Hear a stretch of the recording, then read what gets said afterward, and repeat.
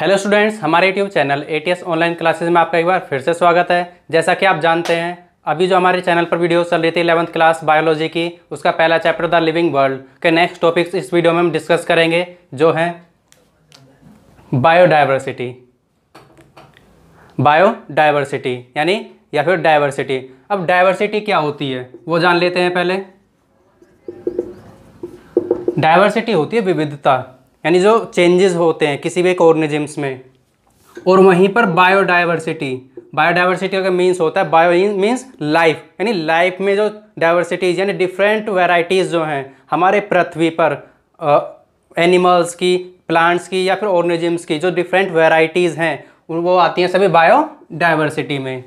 देखा जाए हमारे पृथ्वी पर करंटली जो नॉन स्पीसीज हैं वो रेंज करती हैं 1.7 से 1.8 मिलियन। यानी अभी तक हम सरप्राइज होंगे ये सुनकर कि हमारे पृथ्वी पर इतनी सारी वैरायटीज़ ऑर्गेनिजम्स की पाई जाती हैं। और ये जो 1.7 से 1.8 मिलियन है, इनमें से 1.25 मिलियन जो स्पीसीज हैं वो हैं एनिमल्स की, यानी वो एनिमल ग्रुप है जो 1.25 मिलियन है। और 0.5 मिलियन जो है प्लांट्स हैं, यानी 0.5 मिलियन जो है वो है प्लांट्स। चलिए, और एक और सरप्राइज करने वाली ये बात है कि जो एनिमल ग्रुप है उस ग्रुप में मोर देन 1 मिलियन जो स्पीसीज हैं वो हैं इंसेक्ट्स की। अगर हम आपसे पूछें कि इंसेक्ट्स कितने देखे होंगे आपने, तो आप मोस्टली रेंज कहोगे कि 5, 10, 15 और 20, इतना ही कहोगे। लेकिन आप ये जानकर बहुत ही आश्चर्यचकित होंगे कि हमारी पृथ्वी पर जो इंसेक्ट्स की संख्या है जो पाई जाती है वो है 1 मिलियन से मोर, और भी ज़्यादा, यानी 1 मिलियन से ज़्यादा स्पीसीज हमारे पृथ्वी पर इंसेक्ट्स की ही पाई जाती है। और ये जो डिफरेंस होता है, अब बात कर लेते हैं बायोडाइवर्सिटी की। जो डिफरेंट लाइफ फॉर्म होती हैं हमारे पृथ्वी पर जो पाई जाती हैं उनमें क्या क्या डिफरेंस होता है। ये जो स्पीसीज थी कुछ बिहाफ पर हम इनको जो है कैटेगराइज करेंगे, किस तरह से हम इनको में डिफरेंस कर सकते हैं। जैसा पहला फीचर है मॉर्फोलॉजी। मॉर्फोलॉजी में क्या होता है कि हम जो है बाहरी फीचर को ही देखकर बता सकते हैं कि कोई भी एनिमल किस तरह से डिफरेंट है। जैसे आप अगर बात करो एलिफेंट की और एक तरफ बात करो लोयन की, तो जो एलिफेंट है उसको भी आप देखकर बता सकते हैं कि अलग कैटेगरी से है, और लोयन को भी देखकर आप बता सकते हैं कि ये भी अलग कैटेगरी से है। नेक्स्ट जैसे लेते हैं हम साइज। अगर साइज में देखें तो एलिफेंट और एक रैट। एलिफेंट भी आपने देखा है, रैट भी देखा है, जो कि आपके घरों में पाए जाते हैं रैट। अब जो एलिफेंट है उसका साइज बहुत ही बड़ा होता है, उस बेसिस पर आप बता सकते हैं कि साइज के आधार पर भी कैटेगराइज कर सकते हैं। रैट जो है, रैट भी आपने देखा होगा, साइज बहुत छोटा होता है, तो साइज के आधार पर भी हम ऑर्गेनिजम्स को जो है डिवाइड कर सकते हैं। नेक्स्ट हम जो कि हम लेंगे कलर। कलर के भी आप पे जैसे काऊ और बफेलो। काऊ जो है उसको आप देखकर पहचान सकते हैं कि इस काऊ का जो कलर है मोस्टली वाइट होता है, लेकिन बफेलो का कलर ब्लैक होता है। तो हम इस बेस पर भी इनको कैटेगराइज कर सकते हैं। नेक्स्ट है एनाटॉमी। एनाटॉमी रहती है अब आंतरिक फीचर्स, यानी जो हमारे अंदर के अंग हैं उनको किस तरह से डिवाइड कर सकते हैं हम। तो जैसा कि आपको पता है आपके अंदर भी अलग अलग प्रकार के अंग पाए जाते हैं, जैसे लंग्स है, हार्ट है। तो लंग्स को और हार्ट को आप किस तरह से इनको डिफरेंट कह सकते हैं। तो एक चीज़ 9th क्लास में पढ़ी होगी आपने, सेल और साथ में टिश्यू। जो सेल होते हैं उनसे मिलकर बनते हैं टिश्यू, टिश्यू से मिलकर बनते हैं ऑर्गन्स, और जो ऑर्गन्स होते हैं वो एक पर्टिकुलर टिश्यू से मिलकर बने होते हैं। जो लंग्स हैं वो एल्वेलाई सेल से मिलकर बनते हैं, और जो हार्ट हैं वो कार्डियक मसल से मिलकर बनते हैं। तो ये डिफरेंस होता है एनाटॉमी में, यानी एनाटॉमी में क्या करते हैं हम आंतरिक फीचर जो हैं उनको डिफर करते हैं कि ये एक दूसरे से किस प्रकार अलग होते हैं। तो वो अलग होते हैं सेल्स के आधार पर, टिश्यूज़ के आधार पर और भी। नेक्स्ट है जैसे हैबिटाट। हैबिटाट यानी रहने की जगह। तो रहने की जगह आपने मोस्टली देखा ही होगा, जैसे कि आप ज़मीन पर रहते हो।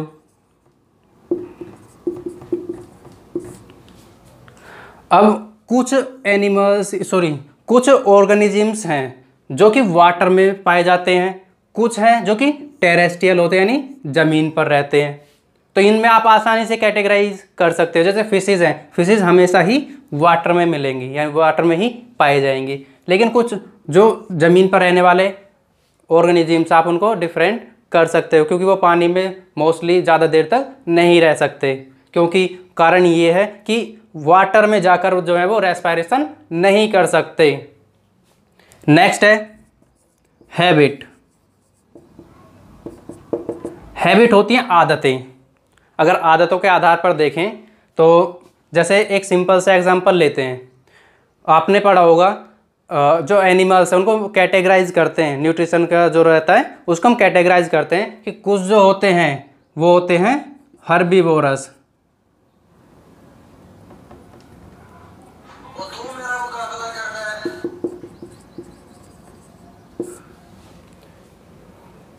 अब कुछ एनिमल्स हैं जो होते हैं हर्बीवोरस और कुछ होते हैं कार्निवोर्स।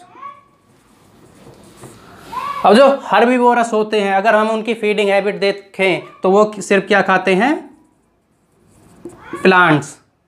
लेकिन ये क्या खाते हैं, फ्लैश ऑफ अदर एनिमल्स, यानी जो हर्बीवोरस हैं वो घास फूस खाते हैं, प्लांट्स को ईट करते हैं, बट जो कार्निवोरस होते हैं वो दूसरे जानवर के मांस को खाते हैं। तो इन टर्म्स के आधार पर भी हम बायोडायवर्सिटी जो है उसको कैटेगराइज कर सकते हैं। जैसा कि मैंने आपको बताया था कि हमारी पृथ्वी पर 1.7 से 1.8 मिलियन स्पीसीज हैं सभी ऑर्गेनिजम्स की। हमारी पृथ्वी पर जो पर ईयर पाई जाने वाली स्पीसीज हैं वो हैं 15,000। इतनी स्पीसीज एक साल में हमारे द्वारा खोजी जाती हैं, और उसका सबसे बड़ा क्रेडिट जाता है एक संस्था को जिसका नाम है global biodiversity information facility and species. ये एक प्रोजेक्ट था जो कि लॉन्च किया गया था 2000 में। जब ये प्रोजेक्ट लॉन्च हुआ 2000 में, अब ये भी एक संस्था है जैसे WHO है, रेड हैंट है, ये भी एक ऐसी संस्था है जो कि 2000 में बनाई गई थी। एक प्रोजेक्ट था जिसके द्वारा आज हमारे वर्ल्ड में यानी हमारे द्वारा बहुत ही ज़्यादा स्पीसीज खोजी जाती है, और पिछले कुछ समय से ये जो प्रोजेक्ट है इसने काम किया है और बहुत तेज़ी से जो स्पीसीज है हमारी खोजी जा रही हैं। अब कुछ पीछे में चलते हैं, जैसे कुछ एनिमल्स थे जो कि हमारे पहाड़ों में दफन हो गए थे, तो उनका किस प्रकार पता चला, उनको कहते हैं जैसे कि आप जानते हैं फॉसिल्स। एक वर्ड आपने पढ़ा होगा फॉसिल्स, कि फॉसिल्स क्या होते हैं। तो फॉसिल्स होते हैं जो डेड रिमेन्स होते हैं, डेड रिमेन्स ऑफ ऑर्गेनिजम्स। और जो डेड रिमेन्स होता है ऑर्गेनिजम्स का जो पाया जाता है अंडर द सैंड या अंडर द माउंटेन्स, तो वो ही कहलाते हैं फॉसिल्स। अब फॉसिल्स की स्टडी आपने 10th क्लास में भी थोड़ी की होगी कि किस प्रकार से उनको डिग आउट करते हैं, किस प्रकार से हमें पता चलता है। तो उनकी सभी स्टडी के लिए 10th क्लास की वीडियो ज़रूर देखना। और जो फॉसिल्स होते हैं उनसे हमें ये पता चलता है कि हमारी पृथ्वी पर इस प्रकार के भी कुछ जानवर या कुछ स्पीसीज थी ऑर्गेनिजम्स की जो पाई जाती थी। चलिए अब नेक्स्ट टॉपिक पर चलते हैं जो है टर्मिनोलॉजी। टर्मिनोलॉजी में आते हैं systematic, taxonomy, classification, nomenclature, identification की। जानते हैं सबसे पहले सिस्टमैटिक के बारे में। सिस्टमैटिक का मीन्स क्या होता है, ऑर्डर या सीक्वेंस। एक ऐसा ऑर्डर या ऐसा सीक्वेंस जिसके द्वारा हम रिलेशनशिप बताते हैं ऑर्गेनिजम्स का, तो वो कैटेगरी होती है सिस्टमैटिक में। नेक्स्ट आता है टैक्सोनॉमी। टैक्सोनॉमी क्या रहता है, अरेंजमेंट लो, यानी जिस तरह से हम ऑर्गेनिजम्स को अरेंज करते हैं। कैसे, सबसे पहले क्लासिफिकेशन करेंगे, नोमेनक्लेचर, देन आइडेंटिफिकेशन, और उसको एक पर्टिकुलर नेम देंगे।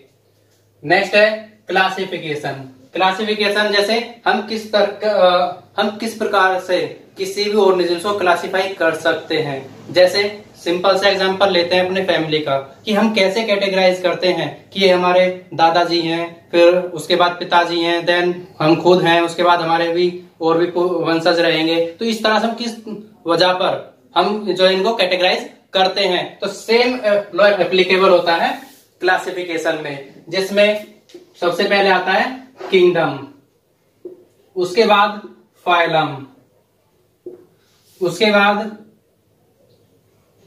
क्लास, ऑर्डर, फैमिली, जीनस और स्पीसीज। इस बेसिस पर हम क्लासिफिकेशन करते हैं ऑर्गेनिजम्स का।